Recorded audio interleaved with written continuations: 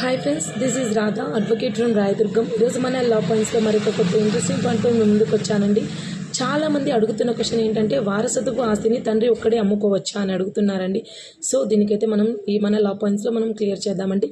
ఏంటంటే, వారసత్వం నుంచి వచ్చిన ప్రాపర్టీని తండ్రికి ఒక్కడే అమ్ముకునే రైట్ అయితే ఉండదండి.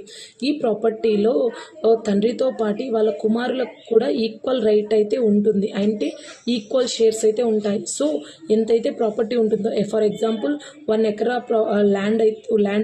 ల్యాండ్ ఉంటే, ఒకవేళ అతనికి 3 కొడుకులు ఉంటే, సో ఆ ప్రాపర్టీ అనేది 4 వాటాలుగా, అంటే తండ్రి 3 కొడుకులకి, సో నలుగురికి 4 అంటే ఈక్వల్ షేర్స్ అనేది కోర్టు డివైడ్ చేస్తుందండి.